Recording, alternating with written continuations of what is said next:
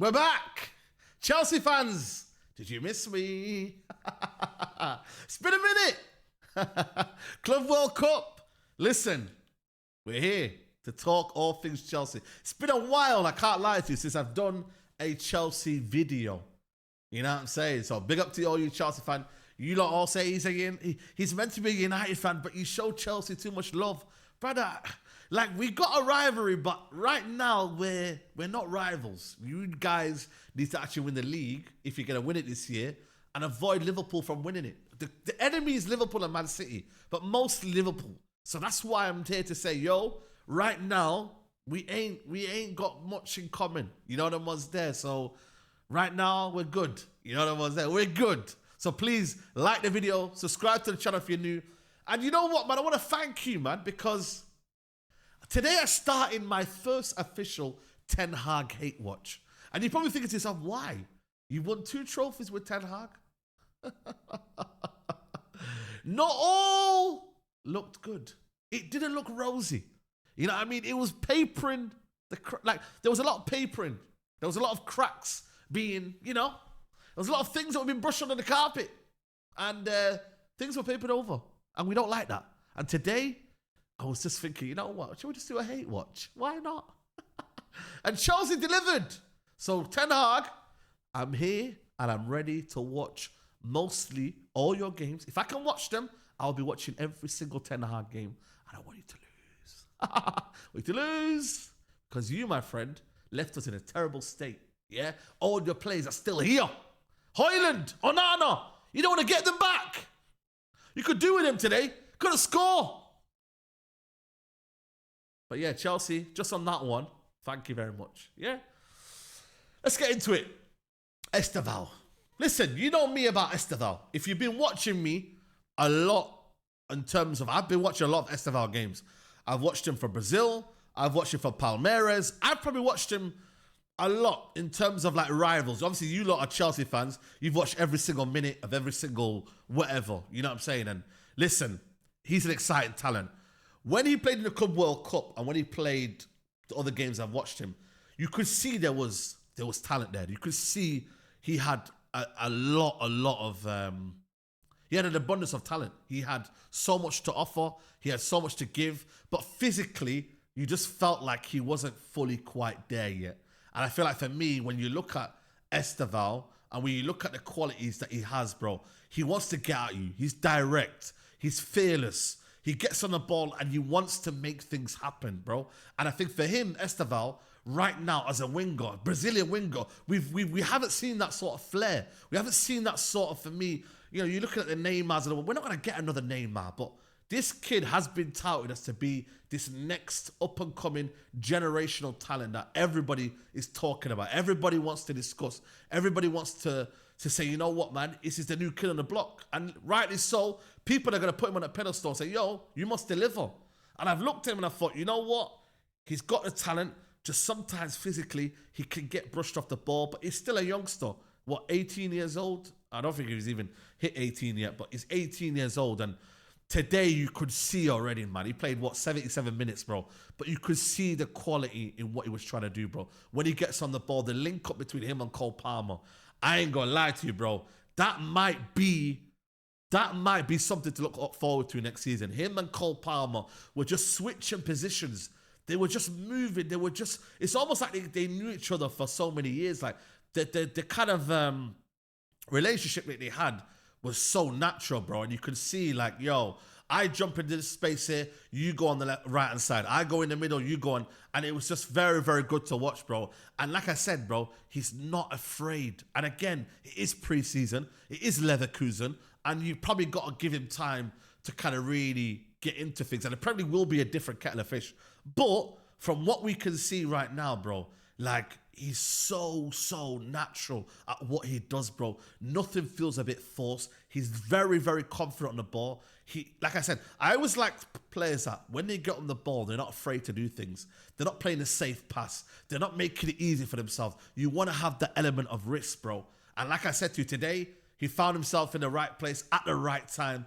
And you know what, man? People say tap in, But you got to be in the right place at the right time to put the ball in the back of the net, and he did so, man. And I think for me, it's so important. You know how this pre-season is going on right now. You see Victor Groceries, you know what I mean? You see Victor Eucharist. You seeing all the slander names, yo. Yo, Estevao, you don't want to be doing that. There is no age, there's no whatever, bro. You're going to get it, bro. Like, in terms of like, yo, like the slander names will be there. You feel me? Like, yo, there ain't no time wasted and da-da-da-da. Like, yo, you know what football Twitter's like. You know what football is like. The rivalries, nobody will give you time, bro. So him getting a goal today will give him the world and the confidence of anything. And I think for me, I ain't going to lie to you, bro. Like I said, got on the goal. Today, 77 minutes, 1 goal, 3 key passes, 7 shots, 3 duels won, 3 out of 4 long balls, and 44 touches. But like I said, even if he didn't score today, he had a chance in the second half that he should have scored as well, but he just dragged it wide. I think he opened his body a bit too much. But again, very, very confident. I think for me, I ain't going to lie to you, the right-hand side might be his position. I'm looking at it right now, Neto, even though he had a good pre-season and a good Club World Cup, he did a lot of damage on the left-hand side. Who's on the left? Who's on the right-hand side really that's going to be on his case? Cole Palmer could go there, but again, he's better central. Xavi Simons won't be better on that right side if they go and get him. Garnacho is better on the left, or so he should be better on the left. That's where he wants to play. I mean, who else is, Gittins for me showed a bit of promise on that left-hand side when he came on. Looked lively, could have got an assist. Again, he could play on that side as well. So they have got, but he should really make that position his own. And like I said, you lot had Madueke. You lot had players that you thinking to yourself, hold on a minute. What's going on here, man? 1v1 demon, all of this and that, bro. But really and truly, bro, he didn't come naturally to him. These players like this guy here, the Brazilians and these technicians, bro, and these so-called superstars, it comes easy to them, bro. You're not going to see a player that's going to be kind of disorientated, a player that's going to be all of a sudden doesn't know his own football ability, bro. You're going to have to let these guys play, and that should be the message from Maresca. Yes, there's an element of tactical element in terms of what he needs to do, tracking back and doing all of that. But you got to let these guys play, bro. You got to let these ballers play. You have to. You cannot put them and say, right, get on the ball, but then you got to pass it straight away. I want you to be careful. I want you to be this and that. Bro, you got to let them play, bro. They will produce the magic, bro. You know what I mean? And they will have fun. And I think for me, football's lacking, man. I think we need more Max Daumans. We need this kid here as well to do well. We need them to do well, bro. I'll be real with you. I'm a football fan first. I keep telling you, man.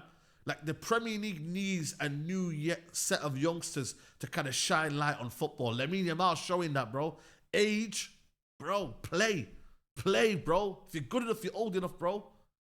You know what I mean? And I think for me, that's how it should be now in football now. If they can show that they've got the ability and they've got the know-how, they've got the awareness, they should be allowed to play football, bro.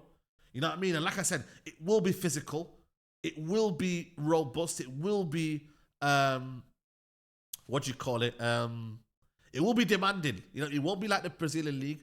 But I generally think for me, Chelsea have got the next superstar in the making.